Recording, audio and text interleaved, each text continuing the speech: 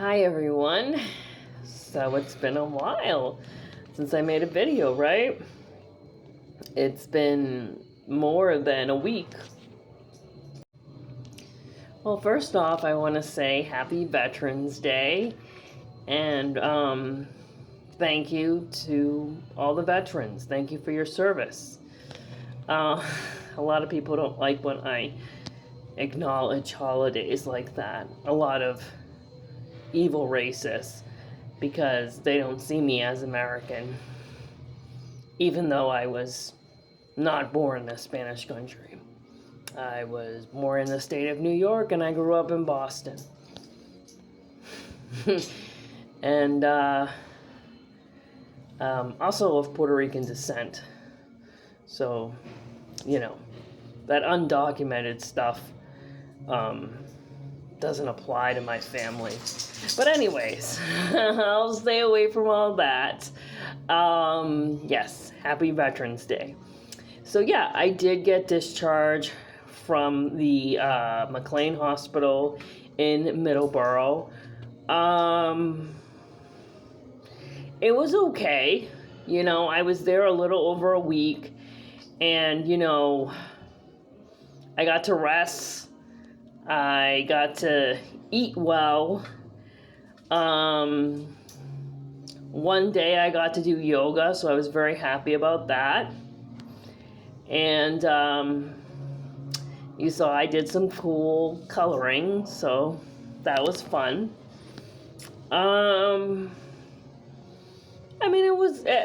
was a hospital visit that I needed for my mental health. Definitely, I've been through a lot. Now this little guy's crying. I've been through a lot in the last 8 months. This has been so draining mentally and physically. I had to pick up Ross because he just wouldn't stop crying. He does miss me because we were a week and a half apart, and he missed me. And I'm very fortunate that he was able to go to Angel Memorial while I was hospitalized, and the boarding, the cost was covered, and they gave him a bath, so he looks dapper. So yeah, I'm definitely thankful for that. But anyways, going back to my stay at McLean, I think no matter what hospital you're in,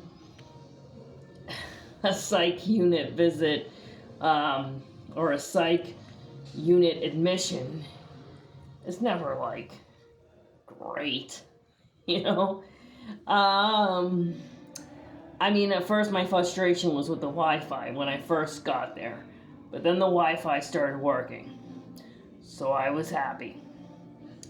The last frustration that I had a day before I was discharged was I told a nurse, a PRN, that I take an over-the-counter medicine that I take, and I told her what my symptoms were, and she gave me something that she said was about the same.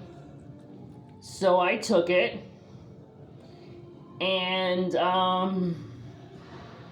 then I was like, wait a minute. And then I thought about the name of the over-the-counter medicine that she said. I'm like, that sounds familiar. I thought I had one medicine in mind that I thought it was. But then when I Googled the medicine, I was like, no. That medicine is actually for the complete opposite of what I need. And that's why my symptoms got worse. So I was very frustrated. And there was another nurse that was working there. I told her what happened, and she did fix the error that was made, and she gave me the medication that I usually take over the counter myself. And I started to feel better. So, that was very upsetting, to say the least. I was very upset that happened.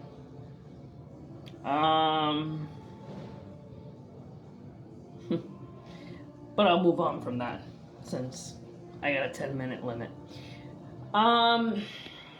In the medical field, like any field, there's good and bad, and unfortunately, there are bad people in the medical field, and that really is disheartening. There's people like that work the medical field when, often people go to the hospital at times in their life that they're the most vulnerable and need the most help. And I'm not saying there aren't good doctors. There's plenty of good doctors and plenty of good nurses. I've worked with some good nurses. I'm just saying there are occasions where you come across bad apples. And good for me, I know how to spot them now. And when I talk to a doctor or a nurse practitioner and they tell me, why don't you go on this medicine? Why don't you go on that medicine? And then I just am able to say no to them. Because I am not a medical professional, but I have a background in social work, and I've worked many years with nurses because I worked with the elderly and adults with developmental disabilities. So it gave me some knowledge, some medical knowledge. So, some medications, and things like that. I'm familiar with the name and what they are and stuff, and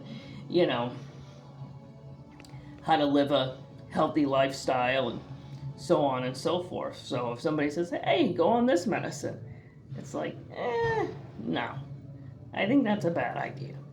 And I can say that to somebody, whether it's a person in the medical field that does it as a good intention or a bad intention. I'm just glad that I'm at that point in my life where I can say no to people, and that I'm educated enough to know when to say no.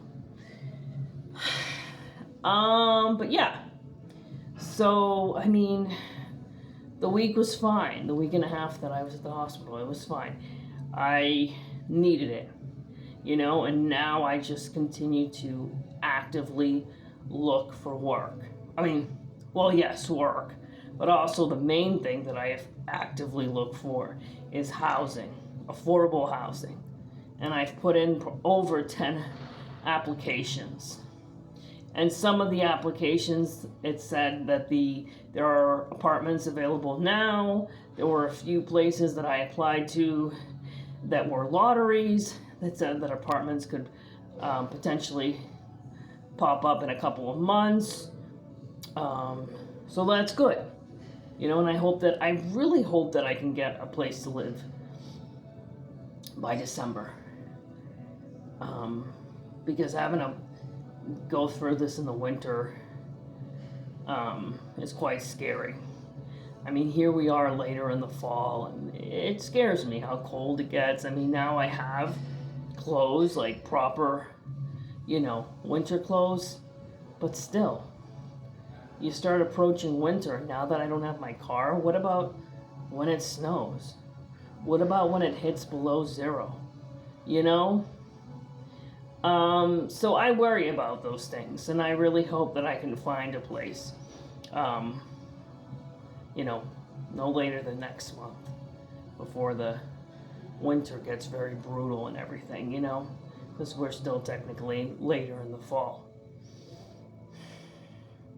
And I made a lot of collages while I was in the hospital. As far as, I say collages, like, putting my videos into different categories, so that way I can really tell my story and the whole world can see it. And my subscribers on YouTube have increased significantly, and I'm really happy about that people are hearing my story, because I've been through hell and I didn't deserve any of it.